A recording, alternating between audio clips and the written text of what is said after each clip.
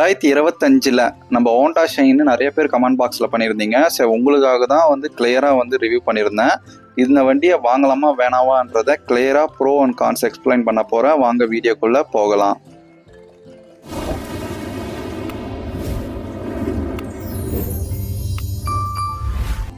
Honda shine இந்த வண்டி பார்த்தீங்கன்னா எனக்கு பிடிச்சிருந்துச்சி. ஏன் அப்படின்றத கிளியராக நான் சொல்கிறேன். இந்த வண்டியை வாங்கலாமான்னு கேட்டிங்கன்னா ஃபஸ்ட்டே சொல்கிறேன், இந்த வண்டியை வாங்கலாம், ஒர்த்தபிள் தான் அந்த ரேட்டுக்கு. ஏன் ப்ரோ கான்ஸ் என்ன இருக்குது அப்படின்றத வீடியோக்குள்ளே பார்ப்போம்.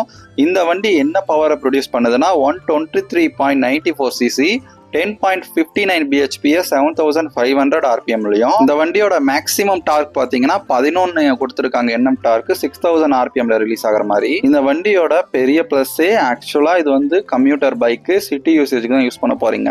இந்த இன்ஜினும் நல்லா ஸ்மூத்தாக இருக்குது. பட்டர் ஸ்மூத் வந்து ஒரு 50-60 ஓட்டுறப்ப நல்லா இருக்குது.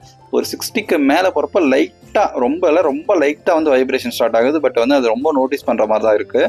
நம்ம சிட்டிக்குள்ளே மோஸ்ட்லி வந்து 50-60 தான் ஓட்ட போகிறோம்.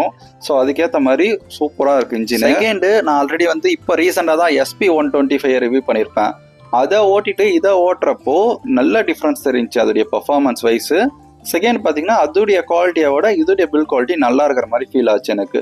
ஆக்சுவலாக இது நல்லாவே இருந்துச்சு. அதை காட்டிலும் ஓட்டுறப்பையும் சரி அதோடைய குவாலிட்டியும் சரி நல்லா வந்து டிஃப்ரென்ஸ் இருந்துச்சு. இந்த வண்டி பார்த்தீங்கன்னா சஸ்பென்ஷனுமே நல்லா தான் கொடுத்துருக்காங்க. சாஃப்ட்வேர் சைடு தான் கொடுத்துருக்காங்க. ரொம்ப வந்து நெகட்டிவ் சொல்கிற அளவெல்லாம் கிடையாது.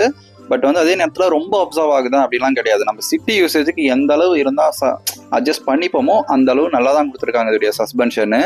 இதோடைய கர்வ் ஹைட் பார்த்தீங்கன்னா 114 kg தான் இருக்குது. ஸோ நீங்கள் சிட்டிக்கு யூஸ் பண்ணுறீங்க, வெயிட்டும் வந்து ரொம்ப லைட் வெயிட்டாக இருக்கிறனால உங்களுக்கு சிட்டி யூசேஜுக்கு நல்லாவே இருக்குது இந்த வண்டி. நெக்ஸ்ட், இந்த வண்டி நிறைய பேர் எதிர்பார்த்துட்டு இருக்கிற மைலேஜ், ரியல் லைஃப் மைலேஜ் எவ்வளோ பேர் இருக்குது, எவ்வளோ சொல்கிறாங்க அப்படின்னு பார்த்தீங்கன்னா கிட்டத்தட்ட 4 to 5 மெம்பர்ஸ் கிட்ட இந்த மைலேஜ் தான் வந்து கரெக்டாக சொல்கிறாங்க.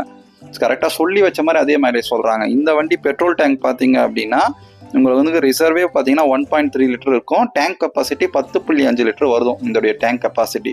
சரி, மைலேஜ் எவ்வளோ தரும்னு கேட்டிங்கன்னா காமனாக சொல்கிற மைலேஜ் பார்த்தீங்கன்னா 54 56 வந்து இந்த மைலேஜ் காமனாக எல்லாருமே சொல்கிறாங்க. அதுக்கு கீழே எனக்கு கொடுக்கல, பக்காவாக இருக்குது. 55 மைலேஜ்ன்றது அப்ராக்சிமேட்டாக மோஸ்ட்லி எல்லாருமே சொல்கிற ஒரு மைலேஜாக இருக்குது. நீங்கள் ஹோண்டா ஷைனை வச்சுருந்தீங்கன்னா எவ்வளோ மைலேஜ் காட்டுதுன்றதை மறக்காமல் கமெண்ட் பண்ணுங்கள். நிறைய பேருக்கு அது யூஸ்ஃபுல்லாக இருக்கும். இப்போ அந்த புது வேரியண்ட்டை சொல்கிற மாதிரி அந்த USB சார்ஜிங் போட்டுக்கலாம், லெஃப்ட் சைடில் கொடுத்துருப்பாங்க. அதுக்கப்புறம் பார்த்தீங்கன்னா டிஜிட்டல் வந்து கன்சோல் கொடுத்துருக்காங்க, ஸ்பீடோமீட்ரு, குவாலிட்டி எல்லாமே நல்லா தான் கொடுத்துருக்காங்க. சொல்கிற மாதிரி ஃபியூச்சர்ஸ்ன்னு பார்த்தீங்கன்னா இவ்வளோ தான் கொடுத்துருக்காங்க. இதுக்கு கம்பேர் பண்ணுறப்போ அதே நேரத்தில் இன்னொரு பெரிய ப்ளஸ் பாயிண்ட் என்னன்னு பார்த்தீங்க அப்படின்னா இதோடைய ப்ரைஸிங்கு. நீங்கள் SB சொன்ன மாதிரி டாப் வேரியண்ட்டு உங்களுக்கு 120 130 அது மாதிரி இருக்கும். இது உங்களுக்கு வந்து டாப் வேரியண்ட் அதை காட்டிலும் கம்மியாகவே இருக்கும். 1,10,000 1,15,000 நீங்கள் இந்த வண்டியை வாங்க முடியும். இந்த வண்டி பார்த்தீங்கன்னா இன்னொரு மிகப்பெரிய ப்ளஸ் பார்த்தீங்கன்னா இதோடைய சீட்டு தான். கம்ஃபர்ட் நல்லா கொடுத்துருக்காங்க. 791 mm வந்து இதோடைய சீட் ஹைட் கொடுத்துருக்காங்க. ஸோ நீங்கள் வந்து ஷார்ட் ரைடர் தான், நான் வந்து ஃபேமிலிக்கு தான் யூஸ் பண்ண போகிறேன், மீன்ஸ் சீட் வந்து நல்லா கம்ஃபர்ட்டாக இருக்கணும், குஷனிங்குமே நல்லா கொடுத்துருக்காங்க. ஸோ பின்னாடி உட்கார வச்சுட்டு ஃபேமிலி இங்கே கூட்டிகிட்டு போகிறதுக்கு பக்காவாக இருக்கிற ஒரு வெஹிக்கிள் தான் இந்த ஹோண்டா ஷைனு. செகண்டு, இதில் பார்த்தீங்கன்னா அதில் SP120 மைனஸாக சொன்னது பிரேக் டாப் வேரியண்ட்டு எங்கேயோ இருக்குன்னு. இதோடைய டாப் வேரியண்ட்டு தான் நான் சொன்ன அந்த பட்ஜெட்டில் வரும், 1,15,000 ஆஃபர் டைமில். அதுவுமே உங்களுக்கு நல்லா தான் இருக்கும். இதில் வேரியண்ட்டுக்கு ஏற்ற மாதிரி அனலாக் மீட்டரு, டிஜிட்டல் மீட்டர்ன்ற மாதிரி உங்களுக்கு டிஃப்ரென்ஸ் இருக்கும். பட் டாப் அந்த மாடலே உங்களுக்கு அந்த ப்ரைஸ்க்குள்ளே வர்றப்போ உண்மையாக வந்து நல்லா இருக்குது. செகண்ட் பார்த்தீங்கன்னா நான் ரெக்கமெண்ட் பண்ணுறது டிஸ்க் வேரியண்ட் தான். ஸோ அதோடைய பிரேக்கிங் பைட் நல்லா கொடுத்துருக்காங்க. ஸோ வந்து கம்பேர் பண்ணுறப்போ அந்த வண்டி தான் டோட்டலாக கம்பேர் பண்ணிட்டு இருக்கோம். ஸோ நல்லா இருக்குது. அதை காட்டிலும் இதை வந்து ட்ரை பண்ணி பாருங்கன்னு சொல்கிறேன். ப்ரைஸும் கம்மியாகவே இருக்குது. இந்த வண்டியை காட்டிலும் அது எதில் கொஞ்சம் பெட்டராக இருக்குன்னா பர்ஃபார்மன்ஸ் வைஸ் கொஞ்சம் அது பெட்டராக தெரியும். பட் மற்றபடி ஓவராலாக நல்லா கொடுத்துருக்காங்க இந்த வண்டியில்.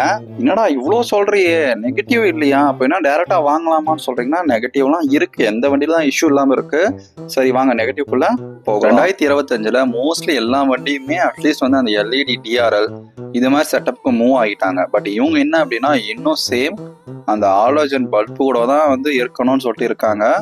ஆலோஜன் லைட் எந்த அளவு விசிபிலிட்டி இருக்கும் அப்படின்றது கண்டிப்பா ஒரு கேள்விக்குறி.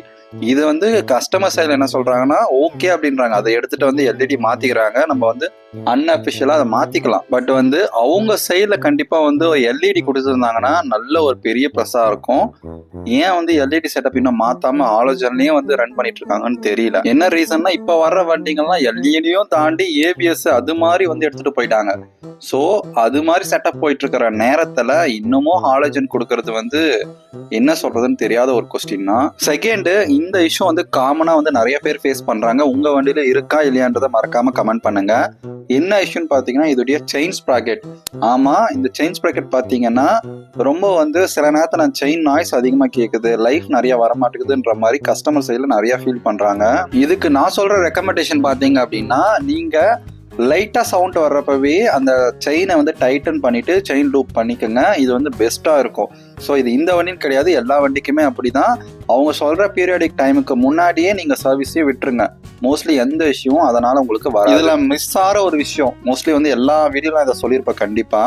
ஆக்சுவலா இது வந்து சிபிஎஸ் டிஸ்க் பிரேக் எல்லாம் நல்லா கிரிப்பா கொடுத்துருக்காங்க. ஒரு சின்னசா மிஸ் ஆகுது அப்படின்னா ஏபிஎஸ் வந்து மிஸ் ஆகுது. என்னடா 125cc தானே, இதுக்கு எதுக்குடா ஏபிஎஸ் வேற ஏதாவது சொல்றா அப்படின்னா, ஆக்சுவலா இது ஒரு மிஸ் ஆகுது, ஒரு சேஃப்டி ஃபியூச்சர் மிஸ் ஆகுதுன்றதை கண்டிப்பா சொல்லிதான் ஆகணும். 2025 இருக்கும். அட்லீஸ்ட் ஒரு safety feature single channel ABS கொடுத்துருக்கலாம். நிறைய பேரோட மைண்ட் வாய்ஸ் என்னன்னா, முதல்ல அதோடைய ஹெட் லேம்ப் எல்இடில கொடுக்க சொல்லுப்பா இல்ல டிஆர்ல கொடுக்க சொல்றப்பான்ற மாதிரி தான் இருக்கு. ஏன்னா இன்னும் அதுவே இன்னும் சேஞ்ச் பண்ணாம தான் வச்சுட்டு இருக்காங்க. ஸோ அதை சேஞ்ச் பண்ணாதானே அடுத்த ஃபியூச்சர்ஸ்க்கே போவாங்க.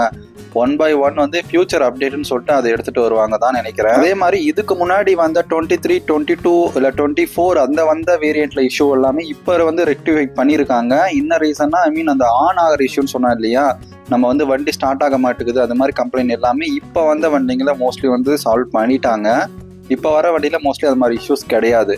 ஓவராலா என்ன சொல்ற, இந்த வண்டியை வாங்கலாமா வேணாமான்னு சொல்றீங்க அப்படின்னா, இந்த வண்டியை வாங்கலாம். பட் அது யாருக்கு அப்படின்னா, என்னுடைய ஸ்ட்ரிக்ட்லி பட்ஜெட் வந்து 1,10,000 1,15,000 தான் இருக்கு. இதுக்குள்ள எனக்கு ஒரு நல்ல வண்டி வேணும், மைலேஜும் நல்லா இருக்கணும், ஓவராலா நல்லா இருக்கணும், ஸ்பேரும் நல்லா இருக்கணும், கம்மி ரேட்ல மெயின்டெனன்ஸும் கம்மியா இருக்கணும்னா கண்டிப்பா இந்த வண்டியை சூஸ் பண்ணிக்கலாம். நல்ல வண்டி தான். இல்ல எனக்கு பர்ஃபார்மன்ஸ் கொஞ்சம் அதிகமா வேணும், எனக்கு பர்ஃபார்மன்ஸ் வைஸ் ஹைவேக்கெல்லாம் கொஞ்சம் நல்லா இருக்கணும் அப்படின்னா கண்ணை மூடிட்டு யூனிக்கான செலக்ட் பண்ணிக்கோங்க. ஏன் அப்படின்னா அது பர்ஃபார்மன்ஸ் வைஸும் நல்லா இருக்கும், இன்ஜின் ஸ்மூத் வைஸும் சூப்பரா இருக்கும். ரெண்டாவது அதுல சேஃப்டி ஃபியூச்சரா உங்களுக்கு சிங்கிள் சேனல் ஏபிஎஸ் இன்க்ளூட் பண்ணிருப்பாங்க. இது தம்பி அப்படின்னா அது அண்ணன் சொல்ற மாதிரி தான் இருக்கும். எல்லா ஃபியூச்சர்ஸுமே அதுல வந்து அப்கிரேட் பண்ணி தான் கொடுத்துருப்பாங்க. ஸோ எல்லா செட்டப்புமே அந்த யூனிக்கால மச் பெட்டரா இருக்கும் இந்த வண்டியை காட்டிலும். பட்ஜெட்டுக்கு ஏற்ற மாதிரி தான்.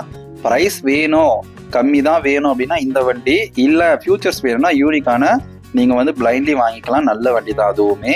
உங்களுக்கு வந்து வேற ஏதாச்சும் ஒரு வண்டி வேணும் இல்லை டவுட் இருக்கு அப்படின்னா மறக்காம கமெண்ட் பண்ணுங்க. இல்லை வேற ஏதாச்சும் கொஸ்டின் இருந்தாலும் கீழே ரைஸ் பண்ணுங்க. நான் அடுத்தடுத்த வீடியோ அதுக்கு ஏற்ற மாதிரி ரிவ்யூ பண்ணி உங்களுக்காக நான் அப்லோட் பண்றேன். எனிவேஸ், தேங்க்ஸ் ஃபார் வாட்சிங்.